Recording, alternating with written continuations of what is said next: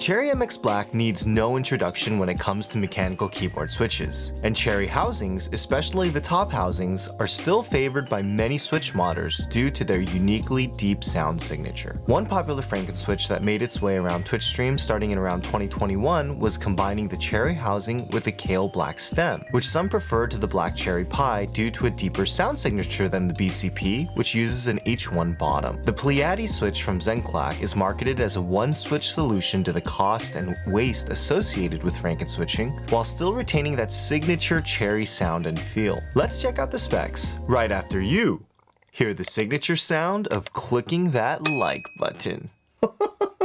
So the Pleiades switch, aka the subUWU switch, gets its name from the Pleiades star cluster due to its color scheme, which is based on the PBT Atmosphere keycap set that's also sold at Zenclack. Ironically, I thought these switches got their name from the special shade of blue that was the bane of Evo 7 fanboys everywhere, but I guess I was reading too much into the name. Now there might be some confusion from the subUWU name because Infinity Key marketed their cow switches with UWU stems meaning umwup or ultra high molecular weight polyethylene, but there's no umwup in these switches, which come with a nylon PA66 housing and a palm stem. The stem is 13.6mm long, and coupled with a 22mm long 63.5 gram spring, they are snappy and bouncy, but like with the turbulent switches, the Pleiades switches feel much heavier than their rated 63.5 grams, which you can see on the screen tests at roughly 57 grams actuation, 63.5 gram bottom out. The switches do come factory lubed from Maroon, and if you remember my reviews of the Keep Front Bigwigs and the Honeycombs, I'm a huge fan of Maroon's factory lube because they hand lube their switches with DuPont 205. I found lube on all four sides of the stem, but not too much spillover onto the bottom housing rails. I do have to say the lube was a little inconsistent between switches when I opened them up, but in typing, they felt very consistent. These switches are perfectly usable stock, but I wanted to see if lubing the top housings like I normally do would alter the sound in any meaningful way. Take a listen to a quick comparison between stock and after my full lube job.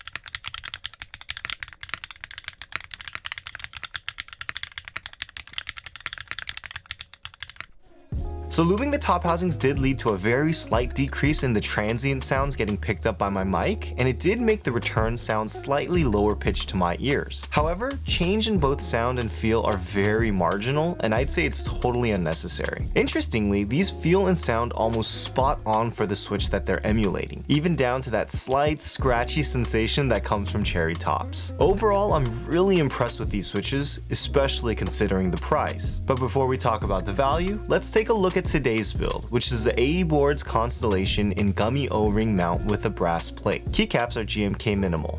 Here we go.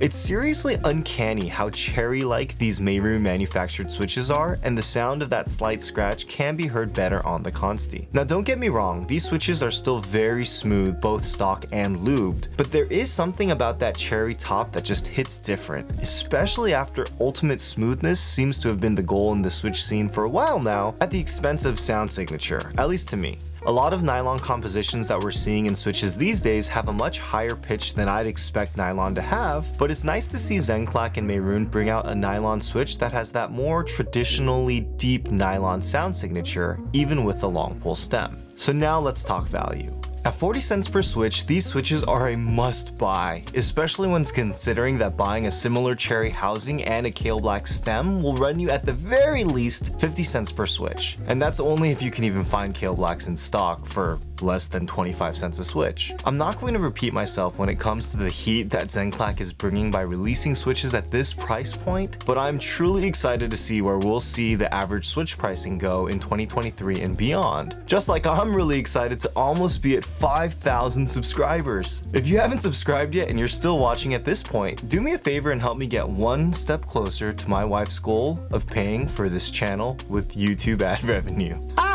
Check out some more keyboard content here. I'm MakerMods, and I'll catch you in the next video.